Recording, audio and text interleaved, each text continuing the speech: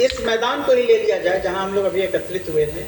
इस मैदान के चारों ओर परिक्रमा करके हमने देखा कि कितने सारे यहाँ पर क्रियाकलाप हो रहे हैं। ये जो बगल में मार्केट शेड है, ये भी अपने आप में एक अनूठा है, जो कि हमने पहली बार यहीं से शुरू किया है। जो हाट लगता है, साप्ताहिक हाट होगा, वहाँ पर जो खरीद बिक्री के लिए लोग आते हैं उनके लिए एक सुंदर सा शेड बन गया है। उसके बगल में पीने का पानी है, स्वच्छ जल मिल रहा है लोगों को।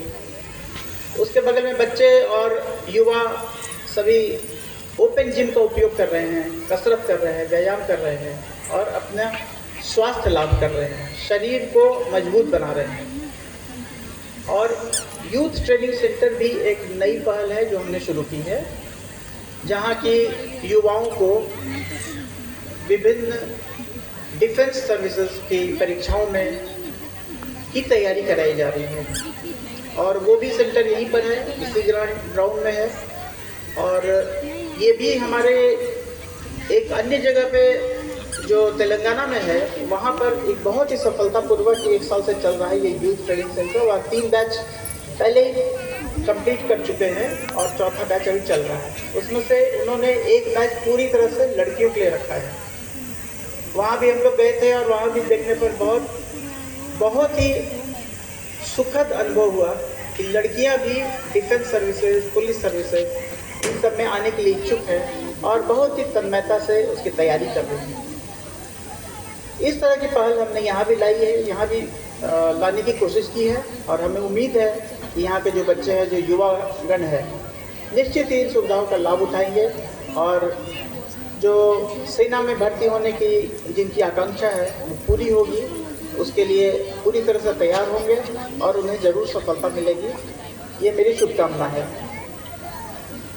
अन्य विकास कार्यों में जो हमने सोनाखान में देखा, एक पार्क है, उपवन है, जो शायद पहले से बना हुआ था लेकिन उसका उपयोग नहीं हो रहा था, शायद बंद पड़ा था।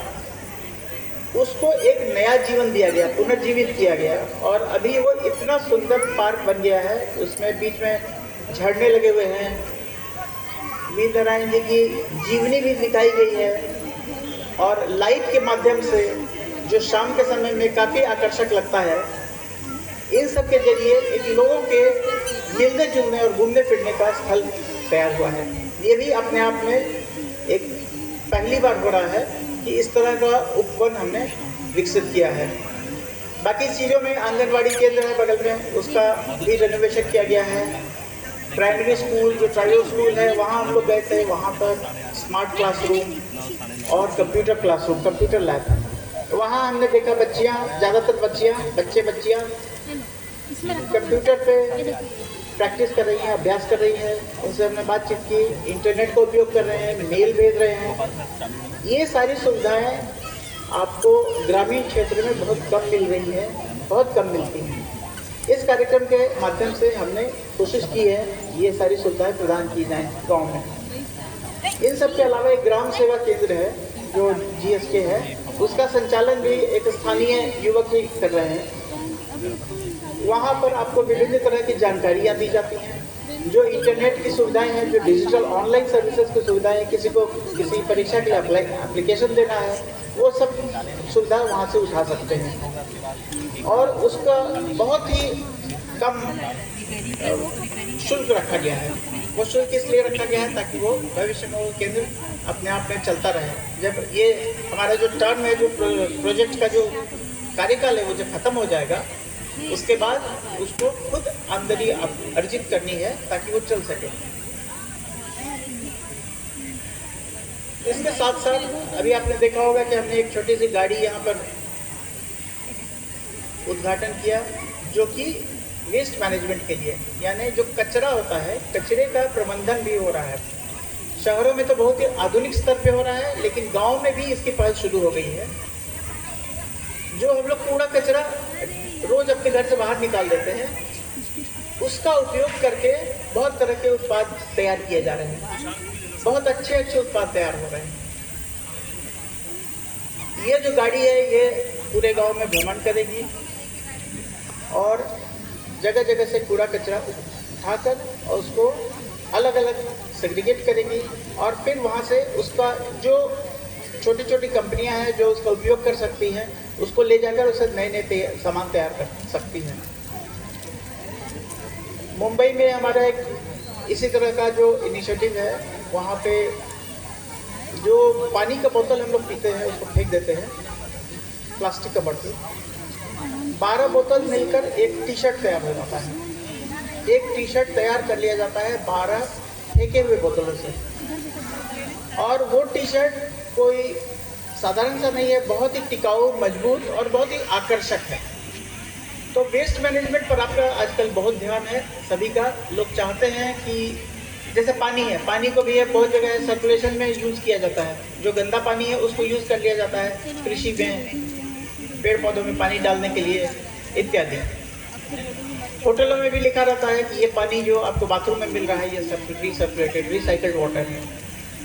उसी तरह से गांव में ये सब जब हो जाएगा तो गांव की सुंदरता और बढ़ जाएगी, जो कि यहाँ से जो देखने में जो दृश्य मिल रहा है ये और भी ज़्यादा आकर्षक लगेगा। अभी हमने पिछले महीने सिक्किम के एक गांव का भ्रमण किया था, वहाँ पे भी ये सब सुविधाएं उपलब्ध कराई गई हैं वेस्ट मैनेजमेंट का, और वहाँ की महिलाओं ने इसको अपने ऊपर ले लिया है। उन्होंने एक दल बना लिया है, ग्रुप बना लिया है, और सारा महिलाएं ही उसका संचालन करती हैं। और उस गांव को, जो नॉर्थ सिक्किम में वो गांव है पदमचिन, उसको सिक्किम का सबसे साफ सुथरा गांव घोषित किया गया है। उसके लिए वो सारी महिलाएं ही, उन्हीं को पूरा श्रेय दिया जाता है, क्योंकि उन्होंने इसका बीड़ा उठाया है और खुद अपने रोज के काम से समय निकालकर, रोज के जो रूटीन वर्क है उससे समय निकालकर 2 घंटा 3 घंटा उसमें देती हैं और उससे तरह तरह के उत्पाद तैयार कर रही हैं। कोई बास्केट बना रहा है, कोई चाइनीज का कोई डेकोरेटिव आइटम बना रहा है, और काम की भी वस्तुएं बन रही हैं बहुत सारी, और वो महिलाएं अपने को गौरवान्वित महसूस कर रही हैं। तो ये सब जो है SBI फाउंडेशन इन सब चीज़ों का ध्यान रखते हुए ग्रामीण विकास की दिशा में, वैसे तो कार्यकलाप बहुत सारे हैं, स्वास्थ्य सेवा है, एजुकेशन है, शिक्षा है, और जीविका उपार्जन है, इत्यादि इत्यादि बहुत सारे काम हैं जो SBI फाउंडेशन करता है पूरे भारतवर्ष में। तो हमने कोशिश की है कि स्थानीय स्तर पर जो ज़रूरत है उसको ध्यान में रखते हुए उस तरह के इनिशिएटिव इस गांव में लाए जाएं, ताकि सर्वांगीण विकास हो सके लोगों का, और इसके जो लाभार्थी होंगे या इसका जिसको फ़ायदा मिलने वाला है वो सब आप लोग हैं, यहाँ गाँव की समुदाय है। तो एक तरफ ये सारा काम करने में हमारा जो पार्टनर एजेंसी है जो इम्प्लीमेंट कर रहे हैं, तो जिन्होंने अभी डॉक्टर योगेश ने आपको बताया कि क्या क्या वो कर रहे हैं,